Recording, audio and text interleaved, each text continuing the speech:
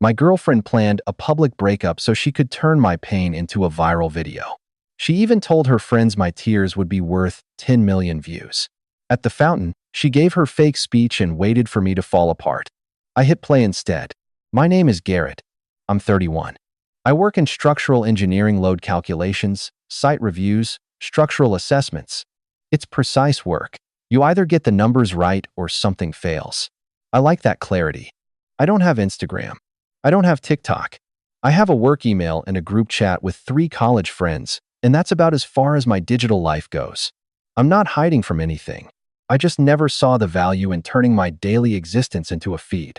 Melissa was 28 when we met, 14 months before that Saturday at Belmont Market. She had 183,000 Instagram followers, a content calendar she updated every Sunday, and a very specific way of looking at a room, always clocking the light, the angles, whether a moment was capturable. She called herself a lifestyle creator. She was genuinely good at it. Sharp instincts.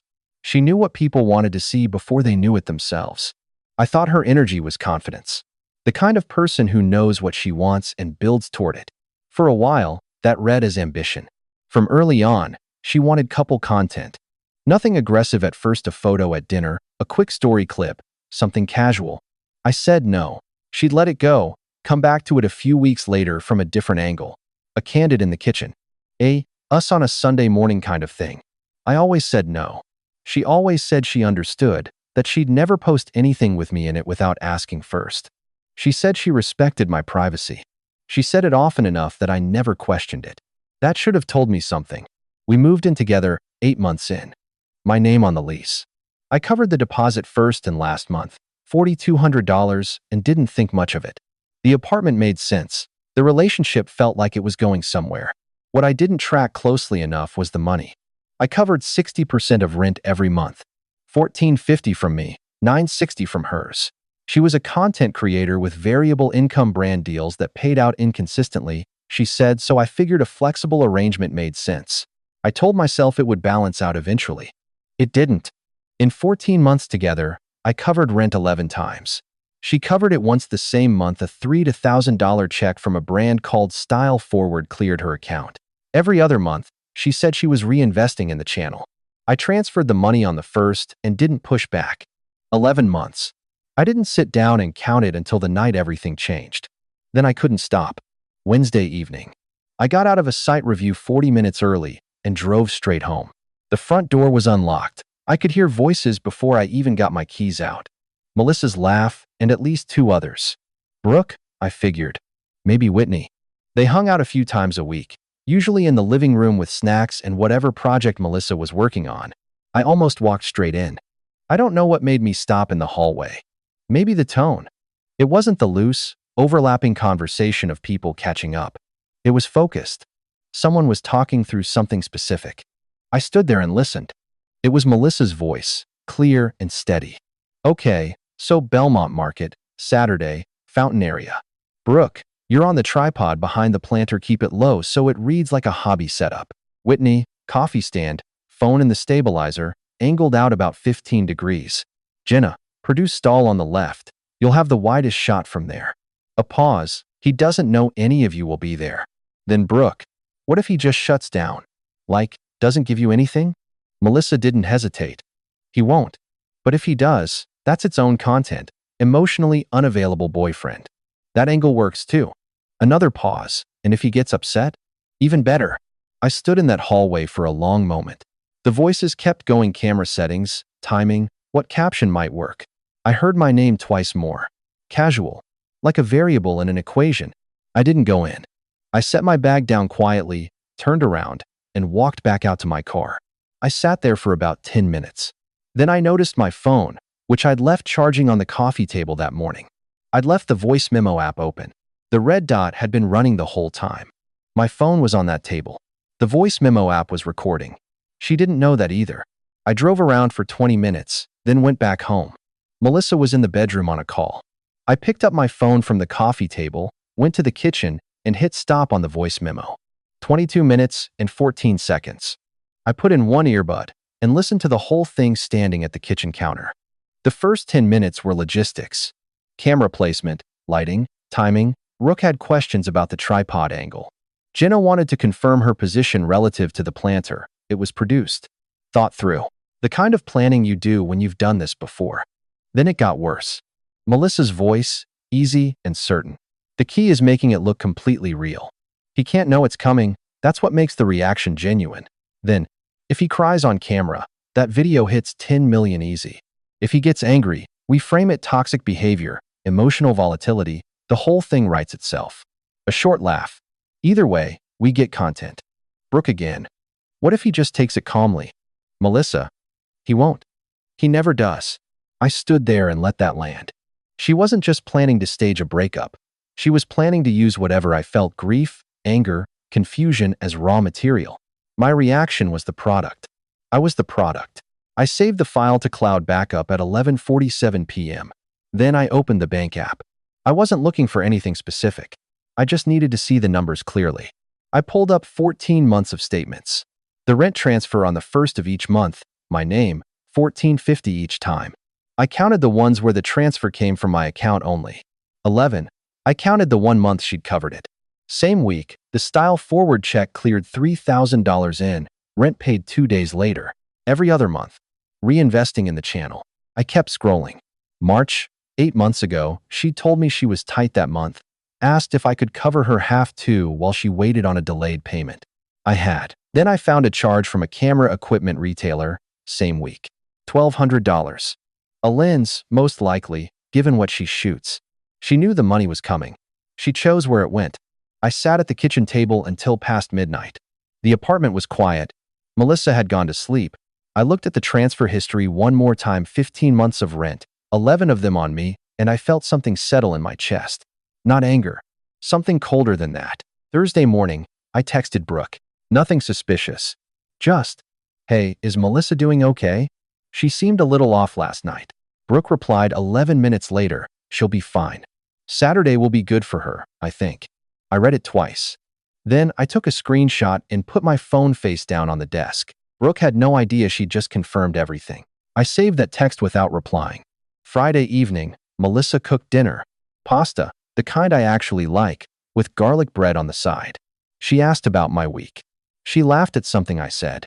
She refilled my glass without being asked. It was a perfect evening.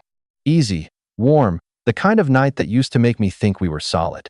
I watched her move around the kitchen and felt something I hadn't expected. Distance. Not anger. Just a quiet, flat recognition that I was sitting across from someone who had spent the week planning to film my reaction to being blindsided and was now making garlic bread.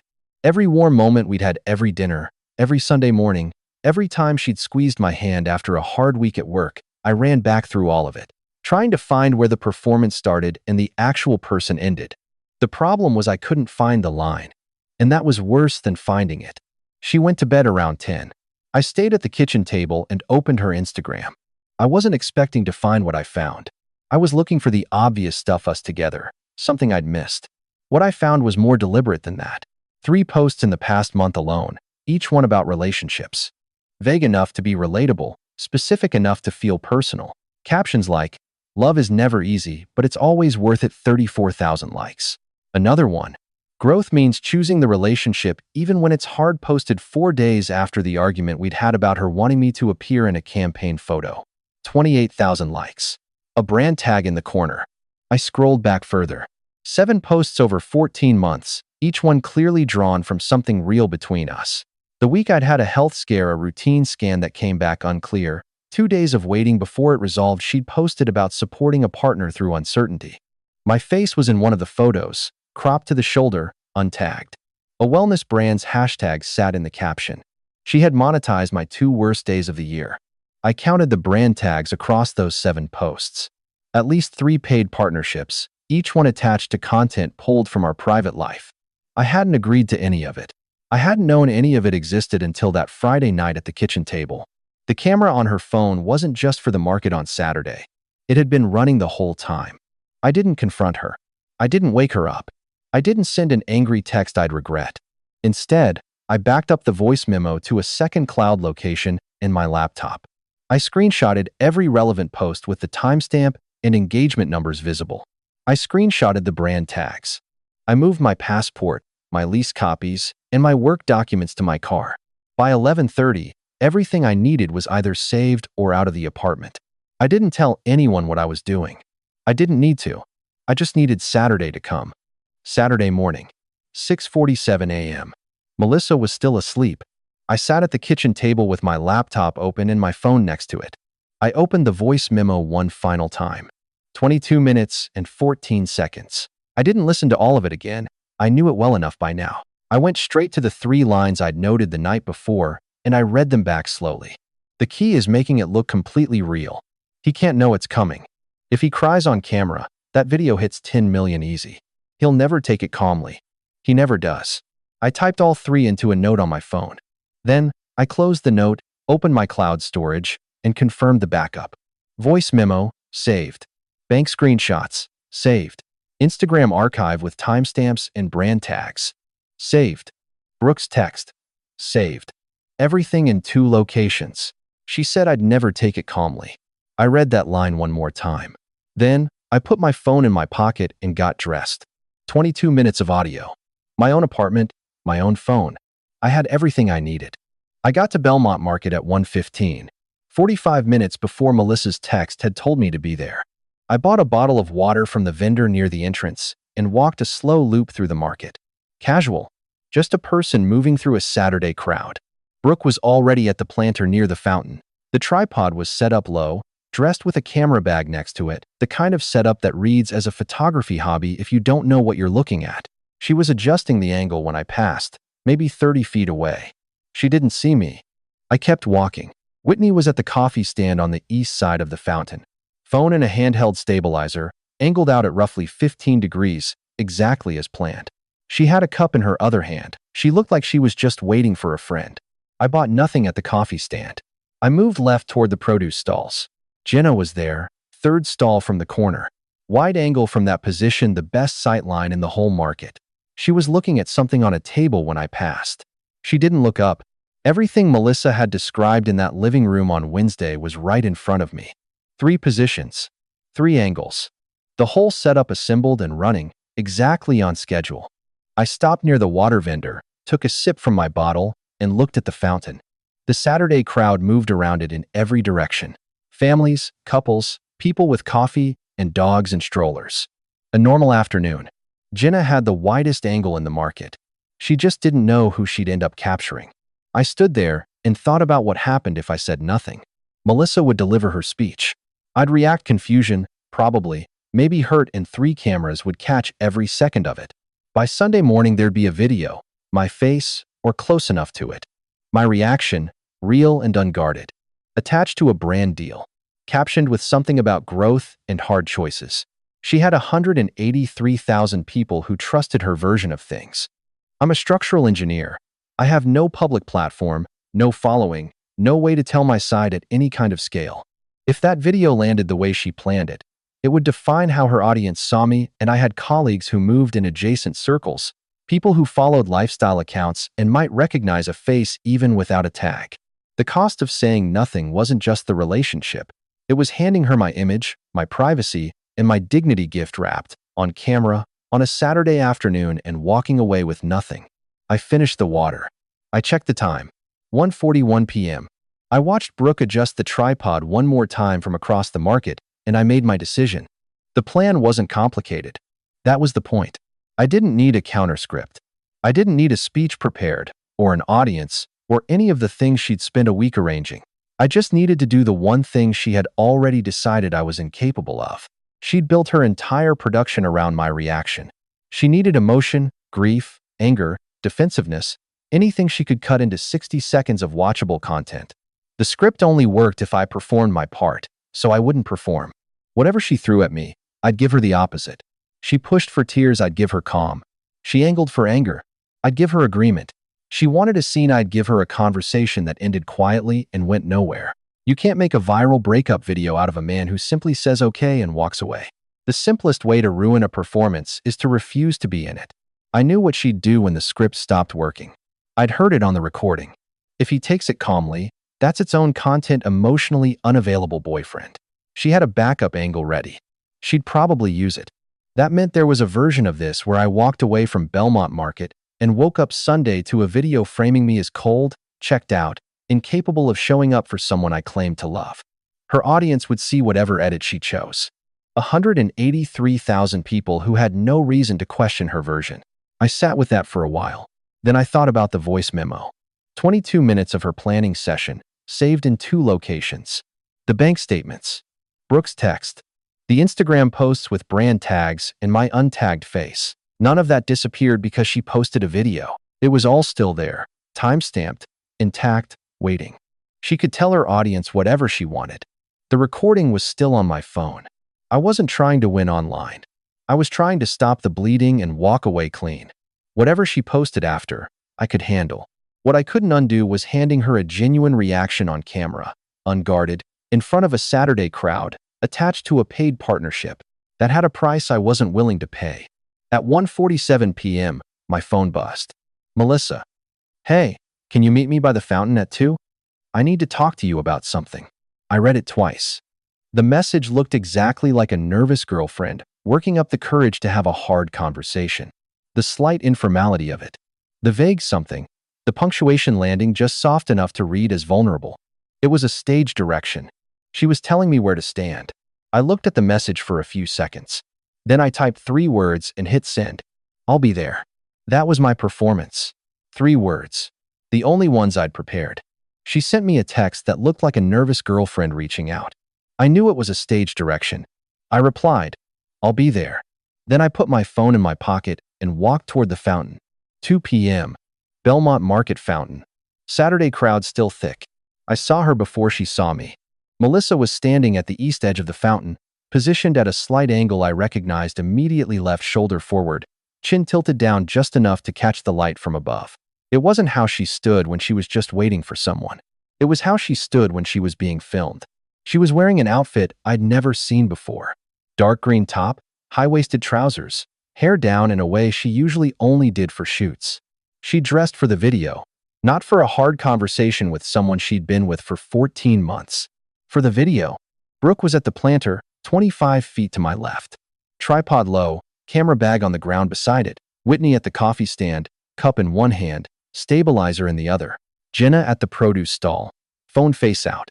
All 3 in position. Right on schedule. Melissa spotted me and her expression shifted into something soft and uncertain. Rehearsed uncertainty. The kind that photographs well. I walked over and stopped in front of her. She took a breath and started. Garrett. A pause waited, intentional. I've been thinking about this for a while, and I feel like we want different things. Like, fundamentally different things. Her voice caught just slightly on fundamentally. I feel like you've never really seen me. What I'm building, what I care about, it's like you're just tolerating it. And I need someone who actually supports what I'm doing. She stopped. Waited. The speech was clean. Relatable phrasing. Broad enough to resonate with anyone who'd ever felt unseen in a relationship. She'd written it for an audience, not for me, and it showed every line was constructed to land on camera rather than in a real conversation. But it was good. If I hadn't heard it being planned in our living room 3 days earlier, it might have actually hit. I looked at her for a moment. Then I said, okay. I think you're right. Flat. Even. No hesitation, no trembling jaw, no eyes going wet. She blinked. Her mouth stayed slightly open. She'd expected something pushback, confusion, the first sign of a crack she could work with. I gave her nothing. The crowd moved around us. A kid ran past with a balloon. Someone laughed at the stall behind me. She waited. I didn't add anything. She recovered quickly. Shifted to the backup. See, this is exactly what I mean. Her voice sharpened, the soft uncertainty dropping away. You can't even respond like a normal person. This is what it's been like, Garrett. You're checked out. You don't engage. You make me feel like everything I care about is some embarrassing hobby you're putting up with. She was good. The pivot was smooth from wounded to frustrated, the kind of frustration that looks justified on camera. She was handing her audience a new angle in real time. I let her finish. Then I said, I supported your work. I covered rent for 11 months while you covered it once. Not loud. Not aggressive. Just a number, said plainly, in public, where 3 cameras and a Saturday crowd could hear it. Her jaw tightened. That wasn't in the script. She opened her mouth. Closed it. Then. That has nothing to do with the month you covered it, I said, was the same month the style forward check cleared. Silence. I looked at her for a moment. Then I said it quietly. Quieter than anything else I'd said. I heard you planning this. Wednesday evening, in our hallway. Brooke on the tripod behind the planter. Whitney at the coffee stand. Jenna at the produce stall on the left. I didn't point. I didn't raise my voice. I have the recording. The color left her face, not a dramatic collapse. Just a very fast, very complete understanding passing behind her eyes. She knew exactly what 22 minutes of audio contained. She knew I'd been standing at that fountain for the past 15 minutes, having already confirmed all 3 positions.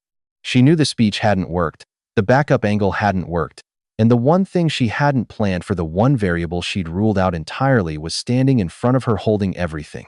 She said nothing. For the first time since I'd known her, she had nothing ready. Behind her, I saw Brooke lower the camera slightly. Whitney had stopped moving. Jenna hadn't looked up from her phone, but she'd gone very still. The people nearest the fountain had caught enough to slow down. A couple to my right had stopped walking. Nobody said anything. The cameras were still rolling. I said, "Done. Enjoy your freedom." Then I turned and walked away from the fountain. Not fast, no performance. I moved through the Saturday crowd at the same pace I'd arrived, bought nothing, said nothing to anyone, and left Belmont Market at 2:11 p.m. Behind me, 3 cameras had captured everything. Just not what she'd planned. Sunday evening, Melissa posted the video. I know because Brooke's younger sister follows me on a separate platform and sent me a link without comment. I watched it once. It was heavily edited. Lots of close-ups of Melissa's face, the soft, uncertain expression she'd worn at the start, before the script stopped working. Slow music underneath. A caption that read, "Sometimes you outgrow something you thought would last." And that's okay.